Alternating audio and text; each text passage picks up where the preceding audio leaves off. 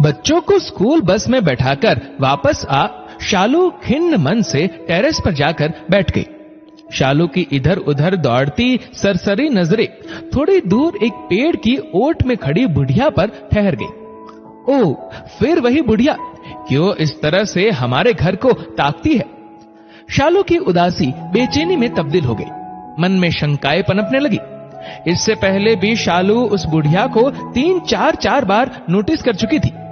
2 महीने हो गए थे शालू को पूना से गुड़गांव शिफ्ट हुए, मगर अभी तक एडजस्ट नहीं हो पाई थी। सब कुछ कितना सुव्यवस्थित चल रहा था पूना में। उसकी अच्छी जॉब थी, घर संभालने के लिए अच्छी मेड थी, जिसके भरोसे वह घर और रसोई छोड़कर सुकून से ऑफिस चली जाती थी। घर के पास ही बच्चों के लिए एक अच्छा सा डे केयर भी था। स्कूल के बाद दोनों बच्चे शाम को उसके ऑफिस से लौटने तक वहीं रहते। लाइफ बिल्कुल सेट थी, मगर सुधीर के एक तबादले की वजह से सब गड़बड़ हो गया। 2 दिन बाद सुधीर टूर से वापस आया तो शालू ने उस बुढ़िया के बारे में बताया। सुधीर को भी कुछ चिंता हुई। ठीक है, अगली बार कुछ ऐसा हो तो वॉचमैन को बोलना, वो उसका ध्यान रखेगा, वरना फिर देखते हैं पुलिस कंप्लेन भी कर सकते हैं। कुछ दिन ऐसे ही गुजर गए। एक दिन सुबह शालू ने टेरेस से देखा वॉचमैन उस बुढ़िया के साथ उनके मेन गेट पर आया हुआ था और सुधीर उससे कुछ बात कर रहा था। पास से देखने पर उस बुढ़िया की सूरत कुछ जानी पहचानी सी लग रही थी। शालू को लगा उसने ये चेहरा कहीं और भी देखा है, मगर कुछ याद नहीं आ रहा था। बात करके सुधीर घर के अंदर आ गए और वह बुढ़िया मेन गेट पर ही खड़ी रही। अरे, ये तो वही बुढ़िया है जिसके बारे में मैंने आपको बताया था। ये यहाँ क्यों आई है? शालू ने चिंतित स्वर में सुधीर से पूछा। बताऊंगा तो आश्चर्यचकित रह जाओगी। जैसा तुम उसके बारे में सोच रही थी वैसा कुछ भी नहीं है। जानती हो वो कौन है? शालू का विस्मित चेहरा आगे की बात सुनने को बेकरार था। वो इस घर की पुरानी मालकिन है। क्या? मगर ये घर तो हमने मिस्टर शांतनु से खरीदा है। ये लाचार बेबस बुढ़िया उसी शांतनु की अभागी माँ है, जिसने पहले धोखे से सब कुछ अपने नाम करा लिया और फिर ये घर हमें बेचकर विदेश चला गया, अपनी बूढ़ी माँ गायत्री देवी को एक वृद्धाश्रम में छोड़कर। छी, कितना कमीना इंसान है। देखने में तो बड़ा शरीफ लग रहा था। सुधीर का चेहरा वितृष्णा से भर उठा। वहीं शालू याददाश्त पर कुछ जोर डाल रही थी। हाँ, याद आया। स्टोर रूम की सफाई करते हुए इस घर की पुरानी नेम प्लेट दिखी थी। उस पर गायत्री निवास लिखा था। उसमें वही एक राजसी ठाट बाट वाली महिला की एक पुरानी फोटो भी थी। उसका चेहरा इस बुढ़िया से मिलता था। तभी मुझे लगा था कि इसे कहीं देखा है, मगर अब ये यहाँ क्यों आई है? क्या घर वापस लेने? पर हमने तो इसे पूरी कीमत देकर खरीदा है। शालू चिंतित हो उठी। नहीं नहीं, आज इनके पति की पहली बरसी है। ये उस कमरे में दिया जलाकर प्रार्थना करना चाहती है जहां उन्होंने अंतिम सांस ली थी। इससे क्या होगा? मुझे तो इन बातों में कोई विश्वास नहीं। तुम्हें न सही, उन्हें तो है। और अगर हमारी हाथ से उन्हें थोड़ी सी खुशी मिल जाती है तो हमारा क्या घट जाएगा? ठीक है, आप उन्हें बुला लीजिए। अनमने मन से ही सही, मगर शालू ने हाँ कर दी। गायत्री देवी अंदर आ गई। क्षीण काया, तन पर पुरानी सूती धोती, बड़ी बड़ी आंखों के कोरों में कुछ जमे, कुछ पिघले से आंसू। अंदर आकर उन्होंने सुधीर और शालू को ढेरों आशीर्वाद दिए। नजरें भर भर कर उस पराये घर को देख रही थी जो कभी उनका अपना था। आंखों में कितनी स्मृतियां, कितने सुख और कितने ही दुख एक साथ तैर आए थे। वो ऊपर वाले कमरे में गई। कुछ देर आंखें बंद कर बैठी रही। बंद आंखें लगातार रीस रही थी। फिर उन्होंने दिया जलाया, प्रार्थना की और फिर वापस से दोनों को आशीर्वाद देते हुए कहने लगी, मैं इस घर में दुल्हन बनकर आई थी। सोचा था अर्थी पर ही जाऊंगी, मगर स्वर भरा आया था। यही कमरा था मेरा। कितने साल हंसी खुशी बिताए हैं यहाँ अपनों के साथ, मगर शांतनु के पिता के जाते ही महिला की आंखें पुनः भर आई। शालू और सुधीर निशब्द बैठे रहे। थोड़ी देर घर से जुड़ी बातें कर गायत्री देवी भारी कदमों से उठी और चलने लगी। पैर जैसे इस घर की चौखट छोड़ने को तैयार ही न थे, पर जाना तो था ही। उनकी इस हालत को वो दोनों भी महसूस कर रहे थे। आप जरा बैठिए, मैं अभी आती हूं। शालू गायत्री देवी को रोककर कमरे से बाहर चली गई और इशारे से सुधीर को भी बाहर बुलाकर कहने लगी, सुनिए, मुझे एक बड़ा अच्छा आइडिया आया है जिससे हमारी लाइफ भी सुधर जाएगी और इनके टूटे दिल को भी आराम मिल जाएगा। क्यों ना हम इन्हें यहीं रख लें? अकेली है, बेसहारा है और इस घर में इनकी जान बसी है। यहाँ से कहीं जाएंगी भी नहीं और हम यहाँ वृद्धाश्रम से अच्छा ही खाने पहनने को दे देंगे उन्हें। तुम्हारा मतलब है नौकर की तरह? नहीं नहीं, नौकर की तरह नहीं। हम इन्हें कोई तनख्वाह नहीं देंगे।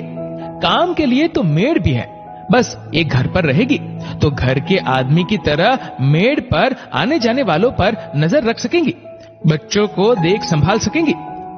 ये घर पर रहेंगी तो मैं भी आराम से नौकरी पर जा सकूंगी।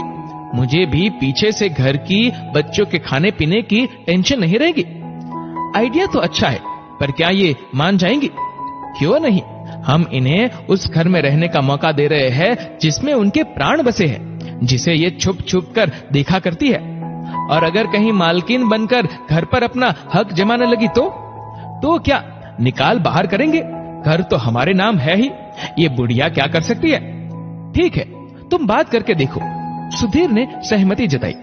शालू ने संभल कर बोलना शुरू किया, देखिए, अगर आप चाहे तो यहां रह सकती है। बुढ़िया की आंखें इस अप्रत्याशित प्रस्ताव से चमक उठी। क्या वाकई वो इस घर में रह सकती है? लेकिन फिर बुझ गई। आज के जमाने में जहां सगे बेटे ने ही उन्हें घर से ये कहते हुए बेदखल कर दिया कि अकेले बड़े घर में रहने से अच्छा उनके लिए वृद्धाश्रम में रहना होगा, वहीं पर ये पराये लोग उसे बिना किसी स्वार्थ के क्यों रखेंगे? नहीं नहीं, आपको नाहक ही परेशानी होगी। परेशानी कैसी? इतना बड़ा घर है और आपके रहने से हमें भी आराम हो जाएगा। हालांकि दुनियादारी के कटु अनुभवों से गुजर चुकी गायत्री देवी शालू की आंखों में छिपी मंशा समझ गई, मगर उस घर में रहने के मोह में वो मना न कर सकी। गायत्री देवी उनके साथ रहने आ गई और आते ही उनके सधे हुए अनुभवी हाथों ने घर की जिम्मेदारी बखूबी संभाली। सभी उन्हें अम्मा कहकर ही बुलाते। हर काम उनकी निगरानी में सुचारू रूप से चलने लगा। घर की जिम्मेदारी से बेफिक्र होकर शालू ने भी नौकरी ज्वाइन कर ली। साल भर कैसे बीत गया पता ही नहीं चला। अम्मा सुबह दोनों बच्चों को उठाती, तैयार करती, मान मनुहार कर खिलाती और स्कूल बस तक छोड़ती। फिर किसी कुशल प्रबंधक की तरह अपनी देखरेख में बाई से सारा काम कराती। रसोई का वो स्वयं खास ध्यान रखने लगी। खासकर बच्चों के स्कूल से आने के वक्त वो नित नए स्वादिष्ट और पौष्टिक व्यंजन तैयार कर देती। शालू भी हैरान थी कि जो बच्चे चिप्स और पिज्जा के अलावा कुछ भी मन से न खाते थे, वे उनके बनाए व्यंजन खुशी खुशी खाने लगे थे। बच्चे अम्मा से बेहद घुल मिल गए थे। उनकी कहानियों के लालच में कभी देर तक टीवी से चिपके रहने वाले बच्चे उनकी हर बात मानने लगे। समय से खाना पीना और होमवर्क निपटाकर बिस्तर में पहुंच जाते। अम्मा अपनी कहानियों से बच्चों में एक और जहां अच्छे संस्कार डाल रही थी, वहीं हर वक्त टीवी देखने की बुरी आदत से भी दूर ले जा रही थी। शालू और सुधीर बच्चों में आए सुखद परिवर्तन को देखकर अभिभूत थे, क्योंकि उन दोनों के पास तो कभी बच्चों के पास बैठ बातें करने का भी समय नहीं होता था। पहली बार शालू ने महसूस किया कि घर में किसी बड़े बुजुर्ग की उपस्थिति, नानी दादी का प्यार बच्चों पर कितना सकारात्मक प्रभाव डालता है। उसके बच्चे तो शुरू से ही इस सुख से वंचित रहे, क्योंकि उनके जन्म से पहले ही उनकी नानी और दादी दोनों गुजर चुकी थी। आज शालू का जन्मदिन था। सुधीर और शालू ने ऑफिस से थोड़ा जल्दी निकलकर बाहर डिनर करने का प्लान बनाया था। सोचा था बच्चों को अम्मा संभाल लेगी, मगर घर में घुसते ही दोनों हैरान रह गए। बच्चों ने घर को गुब्बारों और झालरों से सजाया हुआ था। वहीं अम्मा ने शालू की मनपसंद डिशेज और केक बनाए हुए थे।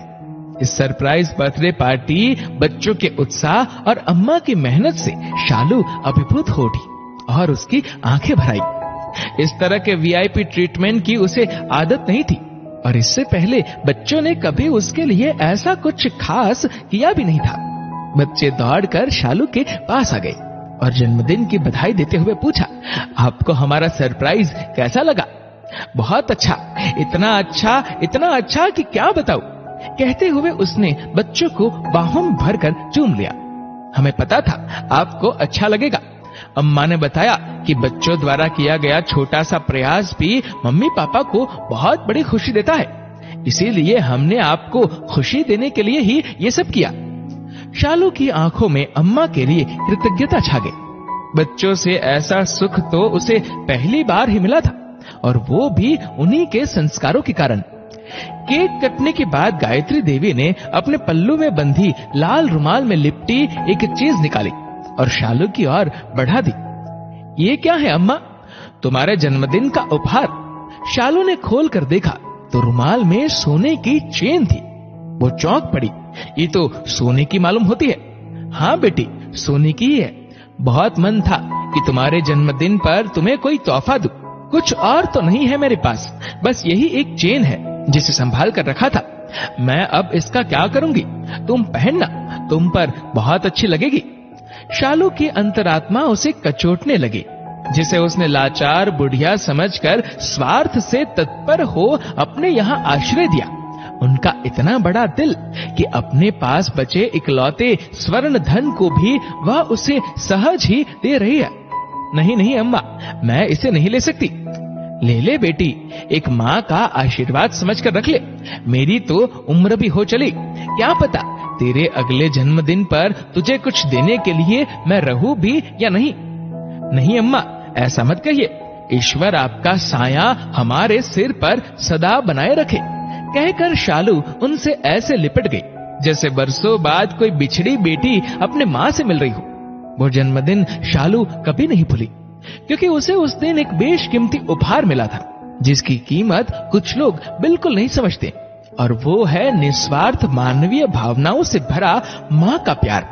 वो जन्मदिन गायत्री देवी भी नहीं भूली, क्योंकि उस दिन उनकी उस घर में पुनः प्रतिष्ठा हुई थी।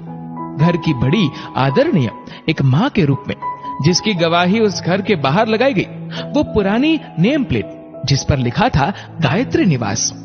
यदि इस कहानी को पढ़कर आपकी थोड़ी सी भी आंखें नम हो गई हो, तो अकेले में 2 मिनट चिंतन करें कि पाश्चात्य संस्कृति की होड़ में हम अपनी मूल संस्कृति को भुलाकर बच्चों की उस शिक्षा पर तो सभी का ध्यान केंद्रित करते हैं, किंतु उन्हें संस्कारवान बनाने में हम पिछड़ते जा रहे हैं। कहानी अच्छी लगी हो तो हर उस माँ तक भेजे जो अपने बच्चों को संस्कारवान बनाना चाहती है। दोस्तों, इस वीडियो को लेकर आपकी क्या राय है, नीचे कमेंट करके जरूर बताएगा। और अगर आपको वीडियो अच्छा लगा तो इस वीडियो को लाइक करेगा, शेयर करेगा ज्यादा से ज्यादा लोगों तक। और ऐसे ही और भी इंस्पिरेशनल वीडियोस के लिए सब्सक्राइब करें हमारे यूट्यूब चैनल को और फेसबुक पर फॉलो करें हमारे पेज को। धन्यवाद।